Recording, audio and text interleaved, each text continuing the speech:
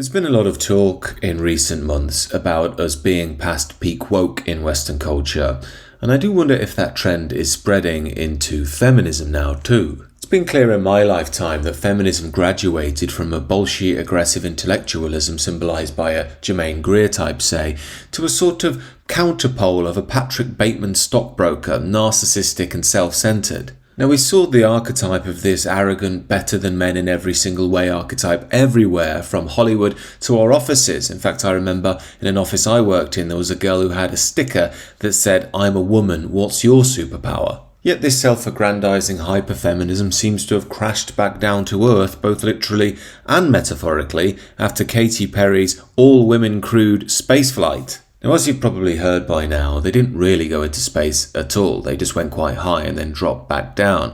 Second to that, it wasn't crewed by them either. It was an autonomous pod that was controlled by men in HQ. But this didn't stop Katy Perry riffing on every Oprah Winfrey cliche she's ever heard and thanking the divine feminine for looking after her. It is the highest high, and it is surrender to the unknown.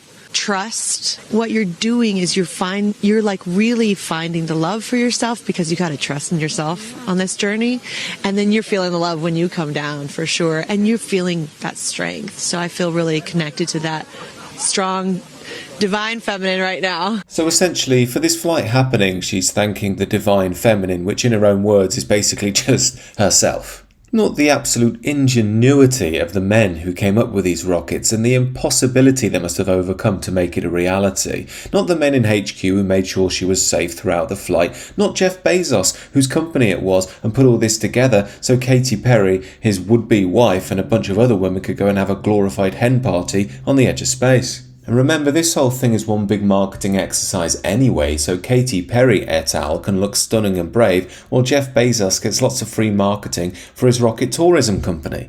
But look, so far so Hollywood, so progressive, so cringily feminist and woke. Nothing new there, right? But what has been interesting is the response to this. Now, of course you expect your Paul Joseph Watsons to rip this apart, and rightly so. However, look at this. This is The Guardian. The Blue Origin flight showcased the utter defeat of American feminism. The trip leaned on a vision of women's empowerment that is light on substance and heavy on a childlike girlish silliness. Yeah, I mean, that explains feminism of the past 20 years now, but at least they're figuring it out, better late than never. But it's not even just The Guardian. Even BuzzFeed, that absolute hive of woke feminist ideology, had a headline that read, "Let's talk about how out of touch that celeb all-female space mission was." And again, these things have always been out of touch. I mean, here's Katy Perry a few years back lecturing us on climate change, despite her Blue Origin flight giving out more emissions than we will in a lifetime. Yet the real question is, why has the progressive media and many feminists themselves suddenly started to notice all of this hypocrisy and call it out with the rest of us? Well, it seems that we're going through a step change with regards to wokeness here in the Western world at the moment. Recently in the UK, the Supreme Court here ruled the legal definition of a woman was rooted in biological sex, something that Keir Starmer is broadly on board with now after once being pro-trans. So what's going on out there? I know some people are saying that the powers that be realised they'd pushed wokeness too hard and were losing the Western publics at long last, and therefore had to rein it back in to keep faith in the countries and institutions.